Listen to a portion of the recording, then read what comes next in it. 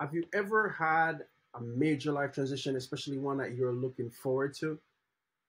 And once you got that job, once you bought that business, or once you retired, you start to have this anxiety, or you may even just have different emotions quite differently than you thought you would have. That's what we're going to talk about today. We're going to talk about coping with emotional toll of major life transitions. Now, I know normally I talk about something finance related, whether it be RSP, CPP, retirement, buying businesses, etc. Today we're going to take a different approach. Quite frankly, we're going to talk about transitions. Now, a lot of times, individuals, people, we don't recognize that all these life changes can bring forth some type of grief, and especially unexpected for those who are looking forward to something that they consider positive. But what we don't recognize often is that when we have these transition, it involves letting go of the old and adjusting to the new, which can be emotionally taxing. Quite frankly, what we're experiencing is actually grief. And when we talk about grief, a lot of people associate it with death, but really it involves some type of a loss. Whether we've lost a job, whether we've lost the comfort of a familiar routine, or often we've lost a sense of an identity. For example, if you retired from your job, or maybe you even changed positions, or you've sold your business, your identity is, for a lot of individuals, is tied to what we do on a day to day. And once that routine is broken, then we experience some type of a loss.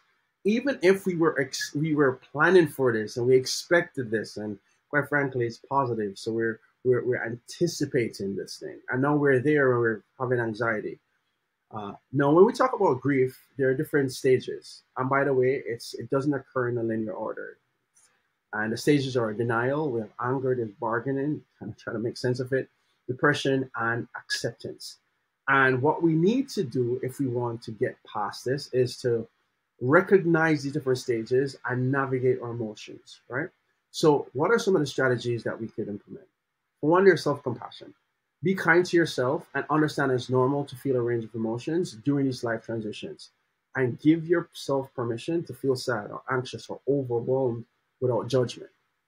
Now, if it goes on for too long, of course, what we want to do is seek support. And quite frankly, a lot of times, what we want to do is start to seek support even before we're in that situation, because we recognize that this change may cause us to have different emotional feelings.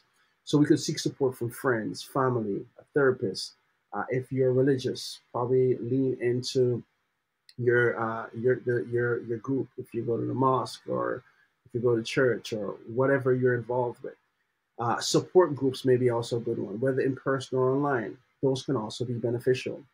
Now, once we are in this new transition, what we also want to do is establish a new routine, because establishing a new routine can provide a sense of stability and normalcy. Even small routines, something like taking walks or having regular meals, can anchor our situation during this time of change. Other things you may want to do is focus on self care. You may want to prioritize activities that nurture your physical, emotional, and mental well being. So, exercising may be good. Healthy eating, sleeping, relaxation, meditation, yoga, whatever you do for stress, prayer, if that's something that helps you.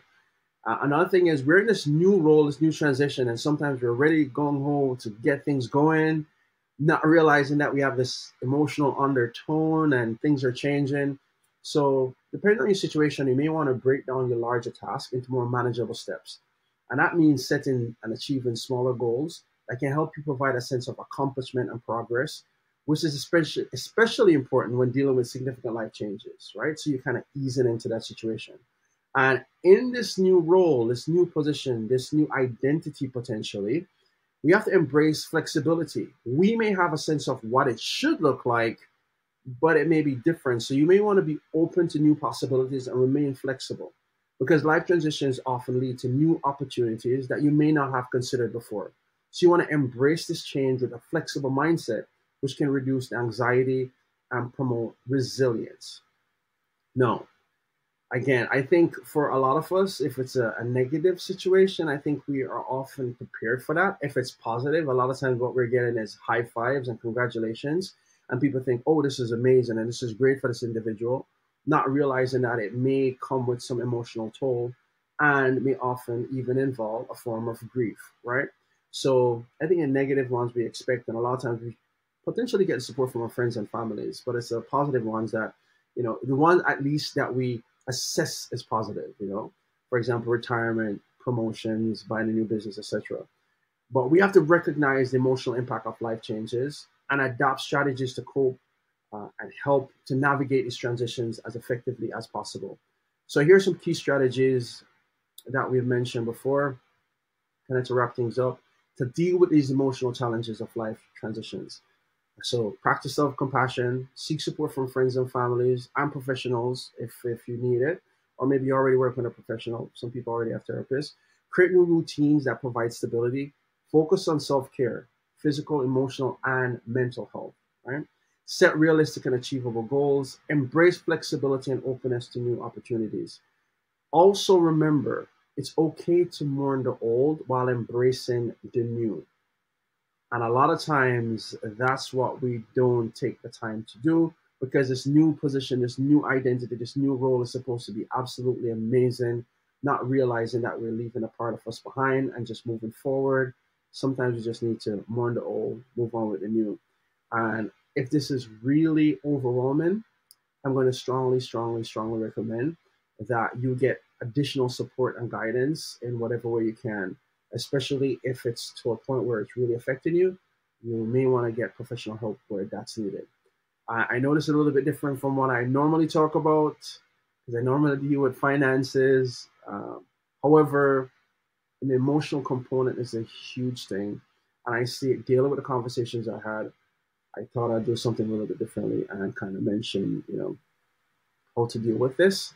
And again, I'm not necessarily a therapist, but in my capacity as a financial planner and coach, this is how I've seen it before. Hopefully this was helpful. Like, share, subscribe, and I'll see you next week.